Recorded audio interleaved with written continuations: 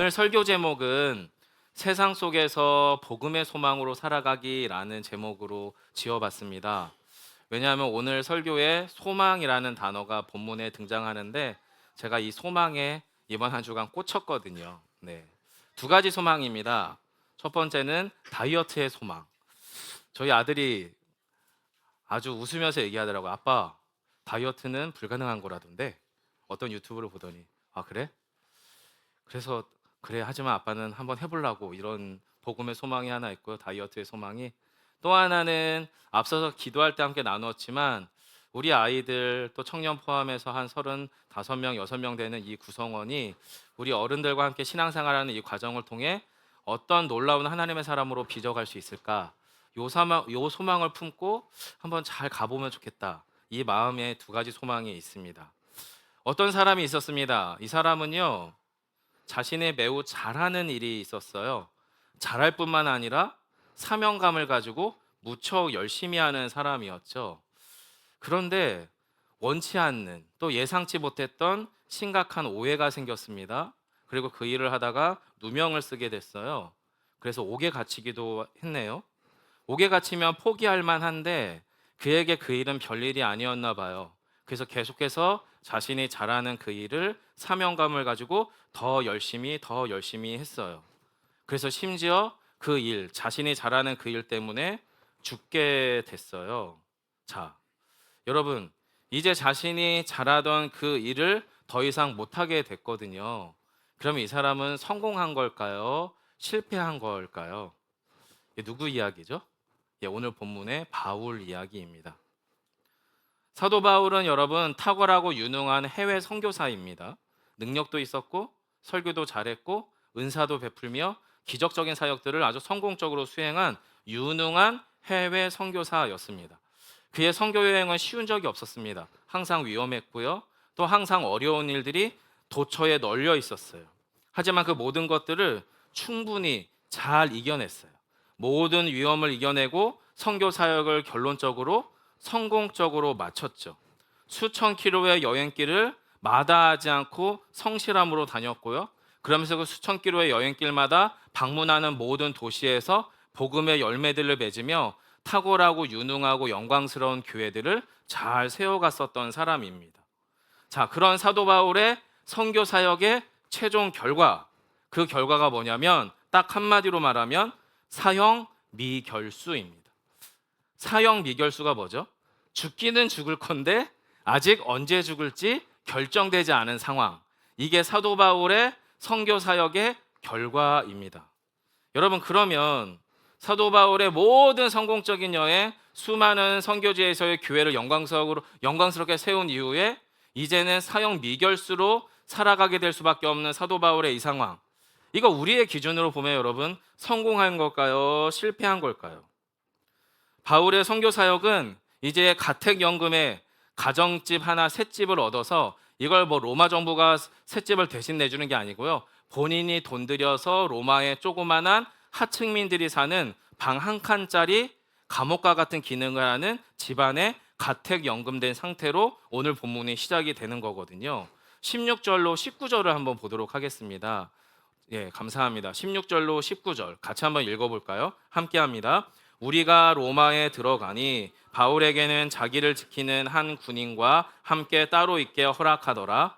사흘 후에 바울이 유대인 중 높은 사람을 청하여 그들이 모인 후에 이르되, 여러분 형제들아, 내가 이스라엘 백성이나 우리 조상의 관습을 배척한 일이 없는데 예루살렘에서 로마인의 손에 죄수로 내준 바 되었으니 로마인은 나를 신문하여 죽일 죄목이 없으므로 석방하려 하였으나 유대인들이 반대하기로 내가 마지못하여 가이사에게 상소함이요 내 민족을 고발하려는 것이 아니니라. 우리의 일반적인 성공 기준으로 치면 오늘날로 보면 사도 바울은 실패한 선교사입니다. 아무리 날아다니는 선교사고 위대한 선교사이면 뭐랍니까? 인생 말년에 자신의 동족 유대인들에게 배신당해요. 억울하게 고소당하고 고발당한 채 옥에 갇히죠. 옥에 갇혔을 뿐만 아니라 지금은 로마까지 와서 스스로 자기가 돈 들인 새방에 연금, 가택연금 갇힌 상태에서 죽음의 날을 받아두고 살아가고 있어요. 자, 그런데 바울은요, 로마에 도착한 첫날부터 가만히 있질 않아요. 가만히 있질 않아요. 바울은 자신을 실패한 선교사라고 생각하고 있는 것 같지도 않아요. 오히려 죽음에 사로잡힌 처지라고 낙심하거나 절망하거나 한탄하고 있는 것 같지도 않아요. 애시당초 그런 거에는 안중에도 없어 보여요. 철이 덜 난 건지 아니면 무모한 건지, 도대체 이 사람이 바보도 아닌데 마치 죽음보다 훨씬 더 중요한 일이 있는 것처럼 행동하고 말하고 지금 살아가고 있습니다. 애시당초 처음부터 죽음, 실패 이런 것에 대해서 두려움이 없어 보일 정도죠. 게다가 여러분, 우리가 앞서 읽으신 19절에서 이야기하듯 자신의 부당함을 어떻게든 해소하려고 자기 민족 유대인의 불법적인 살해 모의 그리고 부당한 고소를 다시 재고발할 마음도 없다라고 이야기합니다. 오히려 바울은요, 자신이 유대인들 안에서 유명해진 거예요. 예전에는 바리새인이었고 예전에는 잘 나가는 사람이었는데 지금은 어느새 예수쟁이가 돼가지고 선교하다가 옥에 갇혀 죽을 위기가 됐대. 이 상황을 쫙 전해 듣는 모든 유대인들 입장에서 바울이 너무 궁금한 거죠. 그렇게 바울은 유대인들에게 자신이 이슈거리가 됐다는 자기 상황을 오히려 복음 전도에 역이용할 상황까지 이릅니다. 바울은 자신을 반대하던 유대인들에게 로마에 도착한 지 3일 만에 자신이 가택 연금당한 장소로 그 유대 사람들, 자기를 궁금해하는 사람들을 초대합니다. 그리고 초대하고 거기서 복음 세미나를 열어요. 내가 억울하게 갇힌 건데 이런 해명할 생각이 아니라 내가 왜 여기에 갇혀 있는지, 그리고 여기에 갇혀 있는 상태에서 내가 여러분에게 무엇을 이야기하고 싶은지를 복음 세미나를 열고 있는 거예요. 성도 여러분, 바울이 이렇게까지 하는 이유가 뭘까요? 바울이 민족을 깊이 사랑하는 소위 애국 애민의 민족주의자였을까요? 예, 물론 유대인은 바울은 자신의 동족인 유대인을 깊이 사랑했습니다. 하지만 사도 바울이 활동하던 시대에 자기 동족을 사랑하는 민족주의는 지금의 애국 애민의 민족주의가 아니에요. 율법 중심의 폐쇄적인 순혈주의. 우리는 아브라함의 자손인데, 우리는 모세 율법을 소유한 자들인데, 우리는 하나님께로 먼저 구원받은 선한 하나님의 백성인데 라고 하는 폐쇄적 순혈주의나 배타적인 선민 사상이 가득했던 시대였지, 사도 바울 시대 때에 자신의 동족을 사랑하는 오늘날의 애국 애민의 민족 사상가는 아니었어요. 자, 그렇다면 바울이 율법 중심의 순혈주의나 배타적인 선민 사상에 빠진 것도 아닌데 지금 자기를 반대하고 자기를 궁금해하고 심지어 자신을 억울하게 고소하고 고발하던 유대인들을 불러다가 복음 세미나를 열게 된 이유는 뭐예요? 과거에 그가 율법주의에 빠진 적이 있었죠. 순혈주의와 선민 사상에 빠진 적이 있었죠. 지금도 여전히 그랬다면 여러분, 예수를 전할 게 아니죠. 예수 믿는 사람들을 잡아다가 죽이며 다녔어야 되죠. 자, 그런데 오늘 본문에 있는 바울은 어떤 상태예요? 자기 동족을 향한 복음의 열망에 사로잡혀 있습니다. 왜 그렇죠? 앞서서 설명드렸던 소망을 받기 때문에 그렇습니다. 소망을 받기 때문에. 20절이거든요. 제가 한번 읽어보겠습니다. 이러므로 너희를 보고 함께 이야기하려고 청하였으니 이스라엘의 소망으로 말미암아 내가 이 쇠사슬에 매인 바 되었노라. 실패한 상황도, 옥에 갇힌 상황도, 로마로 강제에 이주당한 상황도, 또 로마에서 자신의 돈을 들여 가택연금 당한 상황도, 그리고 자신의 죽을 날을 기다리며 지금 이 자리에 머물고 있는 이 모든 상황을 하나로 해석하는 딱 하나의 키워드가 뭐냐면, 저는요 이 모든 상황조차 충분히 기다릴 수 있어요. 왜냐하면 저는 이스라엘의 소망을 보았거든요 라고 얘기합니다. 여러분, 이스라엘의 소망 도대체 무슨 소망이었을까요? 다 아는 말이에요. 여러분, 저희가 다 쓰던 말 뭐죠? 나사렛 예수 그리스도만이 세상의 소망입니다. 그 말이에요. 예수님만이 하나님 나라의 참 주인이십니다. 예수님만이 우리의 구주가 되십니다 라는 선언이에요. 다 아시는 말씀이잖아요. 다 알고 있고 다 믿고 있잖아요. 같은 복음을, 같은 소망을 저도 가지고 있고 여러분도 가지고 있고 바울도 가지고 있는데, 자, 그 소망으로부터 길어 올려지는 우리의 삶의 결과는 무엇일까요? 바울과 같을까요? 조금은 아닌 것 같아요. 그래서 이 부분을 저희가 오늘 함께 나눠보려고 하는 거죠.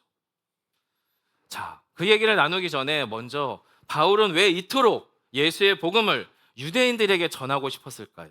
유대인들에게. 바울의 이해는 그거예요.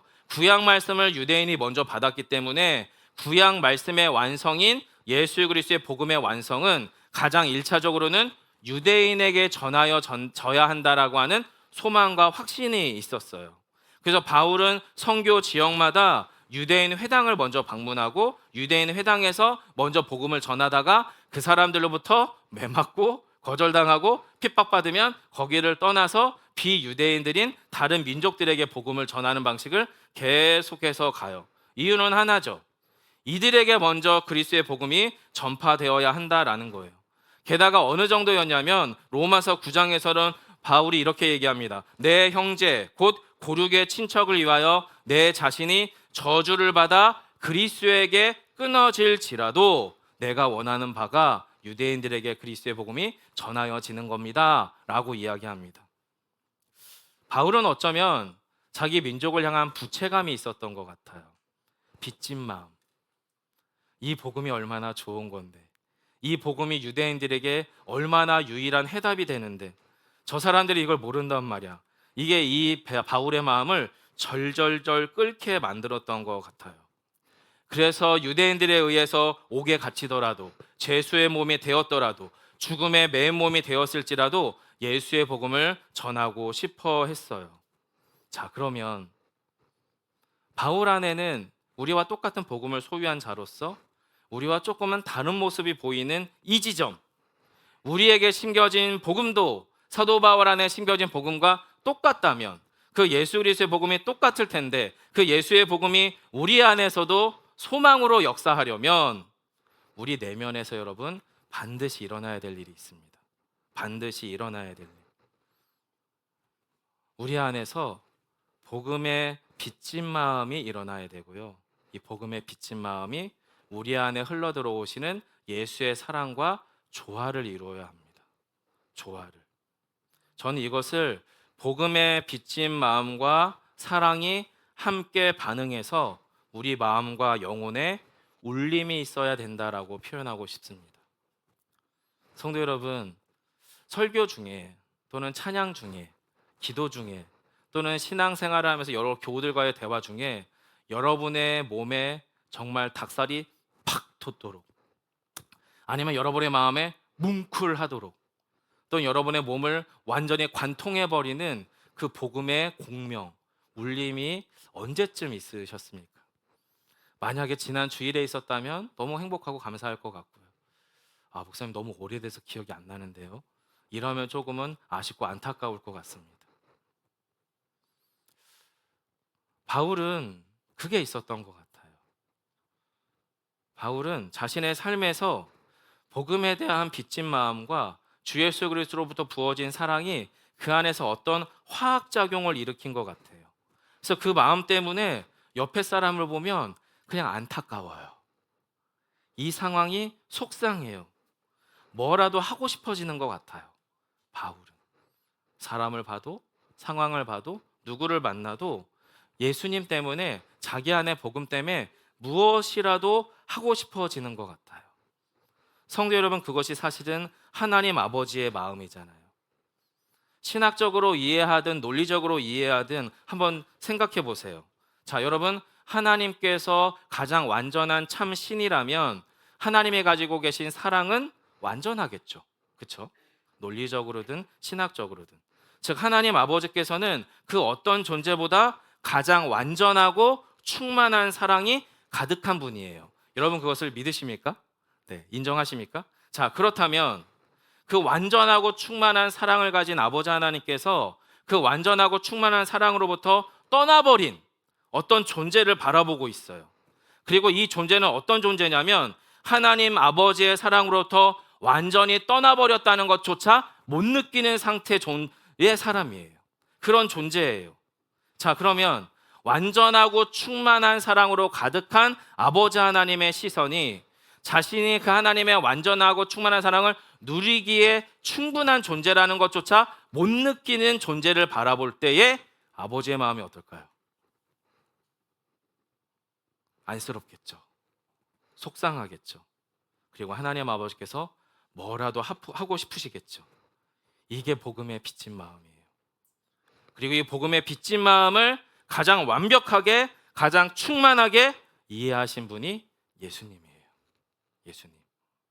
하나님 아버지의 그 마음을 완벽하게 이해합니다. 그리고 그 마음을 완벽하게 완성하고 성취할 길이 뭔지도 완전하게 알고 계신 분입니다. 그래서 그 주님이 우리에게 오신 거예요.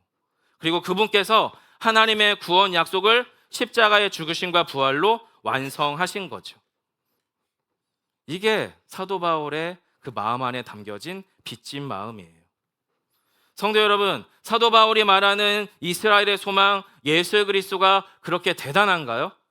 네, 적어도 사도 바울에게는 가히 충격적인 복음이었습니다. 바울은요, 예수의 복음 때문에 민족 사랑의 마음이 제자리를 찾아갈 수 있었습니다.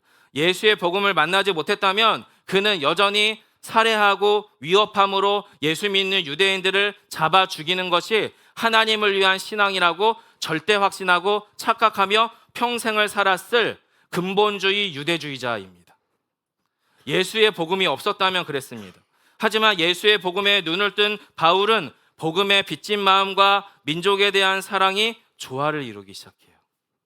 결국에는 유대인과 이방인, 바로 세상을 향하여 설명 가능한 복음을 경험하고 그것을 설명해 가기 시작하는 거죠. 성도 여러분, 바울의 설명 가능한 복음은 언제나 머리에 머무는 복음이 아니라 우리 안에 복음의 빚진 마음과 사랑으로부터 다시 힘을 얻습니다. 그리고 그 사랑과 빚진 마음 때문에 설명 가능한 복음은 멈추지 않아요. 식을 수가 없어요. 계속해서 그 복음의 소망의 길을 가게 된다라고 하는 거죠. 지난 주간인가 2주 전인가 어느 여지사님 한 분하고 대화를 했어요. 그분은 자신의 사랑하는 조카를 바라보면 마음이 이렇게 애끓는다는 거예요. 그래서 그 가정이 예수 그리스도에게로 온전히 돌아와서 이 아이가 복음 안에서 아름답게 성장해 갈 것을 너무나 꿈꾸는 자매인 거죠. 그래서 결론적으로 뭐냐면 그 아이가 지금 저쪽 기독학교를 다니게 돼서 본인의 집에서 이 조카가 같이 생활을 하는 거예요. 여러분, 그것이 쉬운 일일까요? 저는 어려운 일일 것 같습니다. 그런데 자기 아이들과 또 그 조카가 사춘기 아이니까 여러 가지로 어려움들이 생길 수도 있을 것 같은데 그걸 감안하고 감수하면서 그 아이가 복음 안으로 온전히 들어오도록 그렇게 애쓰고 정말 최선을 다해요. 그 가족 구성원들이. 너무 아름답고 귀하죠. 그래서 제가 두 가지를 처음에 여쭤봤어요. 괜찮으시겠어요, 시사님? 자기 애들도 마음에 안 들고 배기 싫어서 힘든데 조카를 데리고 같이 사는 거 쉬운 일 아닐 것 같은데 게다가 사춘기 아이인데 괜찮으시겠어요? 안 괜찮을 거 안 돼요. 하지만 그렇게라도 하고 싶다는 거예요. 근데 최근에 만나서는 그 이야기를 하는 거예요. 목사님, 제가 그 조카에 대한 마음은 그런데 아직 저는 우리 옆에 있는 교우들, 물론 기도해야죠. 사고 나고 질병으로 또 여러 가지 어려움들로 어려움을 겪는 우리 교우들을 위해서 기도를 해야 되는데 저는 아직은 거기까지 안 되는 것 같아요. 저는 아직은 저희 조카에 대한 마음이 너무 큰지 다른 상황들은 뭐 기도는 할 수 있어도 마음이 그렇게 크게 안 들어와요. 잘못된 걸까요? 라고 이야기하더라고요. 성도 여러분, 잘못된 걸까요, 이게? 아니요. 그분은 우리 예수 비봉에서 그분만의 복음에 최선을 다하고 있는 거예요. 여러분 각자에게도 똑같습니다. 우리 모두에게 똑같습니다. 저희 모두가 바울처럼 하실 필요 없습니다. 전 세계 수천 킬로 여행길을 다니며 각 도시마다 교회를 세우고 예수 복음을 전하다가 옥에 갇히고 죽을 위기 가운데서도 당당하고 멋있게 복음을 전하실 필요 없습니다. 저와 여러분의 믿음의 분량과 믿음의 영역은 다릅니다. 틀린 게 아니고 다른 겁니다. 작은 게 아니고 우리 안에 주어진 몫과 역할이 다를 뿐입니다. 거기에서 그 일을 하시면 된다라는 거죠. 결국에 바울은 그 일을 하고 있는 거예요. 그런데 우리는 압니다. 이 복음을 전하는 그 현장 안에서 예수의 복음이 누군가에게는 절대적 진리이긴 하지만 누군가에게는 절대적 생명이긴 하지만 누군가에게는 세상 쓰잘데기 없는 소리의 불가하죠. 그건 여러분 사도 바울 때도 그랬고 지금도 그렇고 앞으로도 그럴 겁니다. 자, 같은 경험된 바울이 도착한 지 얼마 안 돼서 막 사람들을 막 불러들여서 자, 3일 후에 우리 집에서 복음 세미나 열 거예요. 궁금하신 분 다 오세요. 다 오세요. 그래서 여러분 그 로마 지역에 거주하던 유대인들 중에 상당수가 가택연금하고 있는 집안에 있는 사도 바울을 찾아와요. 그래서 아침부터 저녁까지 복음을 전하죠. 그리고 그 가운데에서 사람들이 두 가지 반응으로 나뉘게 됩니다. 여러분 23절로 26절을 한번 보겠습니다. 같이 한번 읽어볼까요? 함께 하겠습니다. 그들이 날짜를 정하고 그가 유숙하는 집에 많이 오니 바울이 아침부터 저녁까지 강론하여 하나님 나라를 증언하고 모세의 율법과 선지자의 말을 가지고 예수에 대하여 권하더라. 그 말을 믿는 사람도 있고 믿지 아니하는 사람도 있어 서로 맞지 아니하여 흩어질 때에 바울이 한 말로 이르되 성령이 선지자 이사야를 통하여 너희 조상들에게 말씀하신 것이 옳도다. 일러스되 이 백성에게 가서 말하기를 너희가 듣기는 들어도 도무지 깨닫지 못하며 보기는 보아도 도무지 알지 못하는도다. 아멘. 여러분 목숨 걸고 옥에 갇혀서 죽을 날을 기다리면서까지 이렇게 복음 세미나를 열었으면 하나님도 양심이 있지. 적어도 이 집에 방문한 사람들한테는 은혜를 다 끼쳐 주셔야 되는 거 아니에요? 그렇잖아요. 사도 바울이 엉뚱하게 헛소리 했었더라도 하나님이 제대로 알아듣게 하셔가지고 적어도 그 집에 들어와 있는 사람들만이라도 복음을 제대로 믿고 아, 사도 바울 선생님 그랬군요.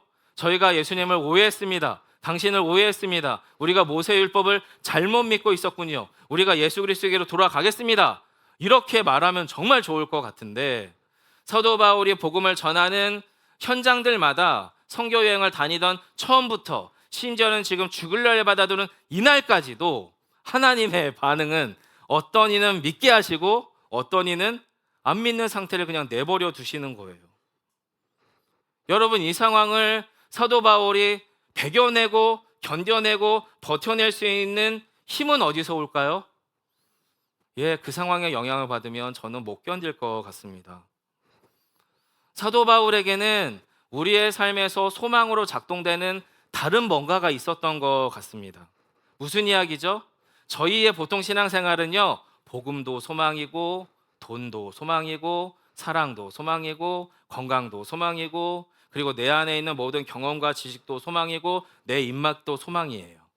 그러니까 복음이라고 하는 것이 우리에게 가져다주는 소망의 힘과 세상의 다른 것들이 가져다주는 복음의 소망의 힘이 똑같아요. 아니면 더 작거나. 그런데 바울의 내면에서는 어떤 다른 결정을 하기 시작한 것 같아요. 복음이 우리에게 가져다주는 소망이 유일하거나 아까 양지사님이 고백하신 것처럼 복음의 소망이 전부이기로 결정한 사람인 것 같습니다. 이유는 뭘까요? 우리도 똑같은 예수의 복음을 가지고 있는데 이유는 우리가 세상 속에서 복음의 소망으로 살아가는 경험치가 현저하게 낮기 때문인 것 같습니다. 저희는 복음의 소망으로 도전하고 복음의 소망으로 견디고 복음의 소망으로 살아가는 연습보다 내 상황, 내 관계, 내 깨어진 현실 속에서 낙심하고 좌절하고 두려워하고 영념하고 포기하고 멈추는 삶의 시간과 경험치가 훨씬 더 많습니다. 성도 여러분, 저는 틀렸다고 말씀드리려는 게 아니에요. 저도 그러니까요. 자, 그런데 바울의 삶을 유심히 들여다볼 때 우리가 바울처럼 삽시다라는 이야기를 하려는 게 아니에요. 똑같은 예수의 복음이 왜 결과값이 저 바울과 내가 다를까? 2000년 전 예수의 복음이 정말 똑같은 게 맞다면, 하나님의 아들이 맞다면 내 안에서 일어나야 되는 삶의 결과값도 똑같아야 되는 것 아닌가라는 거죠. 그리고 이 질문에 대해서 사도 바울은 끝까지 저한텐 정말 너무 높은 산이에요. 너무 먼 벽이죠. 그런데 바울의 마음이 조금은 읽히는 것 같아요. 성도 여러분, 세상에서요 복음의 소망으로 살아가는 거 힘들어요. 왜 그러냐면 오늘 말씀처럼 그 복음의 소망으로 살아갈 때 우리는 절반의 호의와 절반의 반대를 만나게 되어 있거든요. 분명히 우리를 불편해하는 사람들이 존재해요. 하지만 그런 상황 속에서 우리가 그런 세상 속에서 복음의 소망으로 살아가야 될 여러분만의 이유, 저만의 이유가 필요합니다. 저 같은 경우는 그랬어요. 저는 아주 그냥 얄팍해요. 제 경험치는 제가 다른 것에 소망을 두고 살아본 적이 있습니다. 저희 부모님의 돈에 소망을 둔 적도 있었고요. 제가 사랑하는 어떤 사람에 대한 사랑의 소망을 둔 적도 있었고요. 좋은 학교와 좋은 인맥과 좋은 경험치와 성공에 대한 확보가 된 어떤 안전한 장치들에 대해서 소망을 두고 살아간 적도 있습니다. 자, 그런데 이 모든 것들이 한때 소망이었다가 절망으로 바뀌는 것은 저 같은 경우는 순식간이었어요. 순식간이었어요. 부모님이 경제적으로 무너져 내리는 건 제가 막아 세울 길이 없더라고요. 제가 사랑하는 사람의 건강을 상실해서 죽음으로 이별하는 것도 제가 멈춰 세울 수 없더라고요. 제가 좋은 학교를 가기 위해서 한 번, 두 번의 도전들을 통해서 내가 원하는 학교를 가려고 해도 안 되는 건 안 될 때가 있더라고요. 여러분, 그럼 그것에 소망을 뒀는데 이게 제가 원하는 대로 안 됐으면 이것은 뭐가 되는 거죠? 실패가 되고요. 절망이 되고요. 낙심이 되더라고요. 그런데 문제는 뭐냐면 그런 것들에게 소망을 두면 그냥 그것만 사라지면 좋겠는데 그것만 사라지는 게 아니더라고요. 부모님의 경제적인 무너짐은 가정을 해체시키던데요. 건강상의 위협은 자기의 삶의 자아와 자존감을 완전히 무너뜨리던데요. 즉 우리가 소망을 두는 그 모든 것들이 한꺼번에 사라지면 그것만 없어지면 딱 좋겠는데 그것을 포함해 그것과 관계된 나라는 존재가 또 내가 속한 우리라고 하는 공동체가 무너지는 게 순식간이더라고요. 자, 그런데 이런 현실들을 계속 머릿속으로 생각하고 그 현실을 통과해 가면서 제가 스스로에게 질문해 봤어요. 너는 정말 복음의 소망으로 살아갈 마음의 결정이 내려진 거야? 이 질문을 전도사 때부터 이제 20년 목회 현장에서 끊임없이 질문하거든요. 끊임없이. 안 그러면 다른 게 저에게 더 큰 소망으로 순식간에 들어와요. 이걸 막아 세울 길이 없어요. 그래서 계속 질문하죠. 그러면서 주님, 제가 주 예수 그리스도의 복음이 저의 소망의 전부이기를 결정합니다 라고 하는 고백을 조금씩 유지해 가기 시작하면 어떤 일이 일어나냐면 더 갈 수 있더라고요. 더 갈 수 있어요. 잠시 멈출 수는 있죠. 그런데 잠시 멈추더라도 그 멈춘 자리에서 또 갈 수 있더라고요. 게다가 죽지 않고 살아서 갈 수 있더라고요. 더 놀라운 것은 복음의 소망을 가지면 죽더라도 괜찮겠더라고요. 왜요? 복음의 소망은 오히려 죽음 이후에 더 빛나거든요. 사랑하는 성도 여러분, 사도 바울이 만난 주 예수 그리스도의 복음의 소망, 이스라엘의 소망은 저와 여러분에게 지금 그렇게 이야기하는 줄 믿으시기 바랍니다. 사실 그렇거든요. 저희는 무언가에 소망을 두고 살아가잖아요. 때로는 나의 사업체, 때로는 우리의 부부관계, 때로는 나의 건강, 때로는 내 안의 재정적 안전함, 때로는 내 안의 모든 경험과 인맥 등등. 목사님, 저는 그것만 믿고 사는 게 아닌데요. 여러분, 저와 여러분은 그것만 믿고 살진 않죠.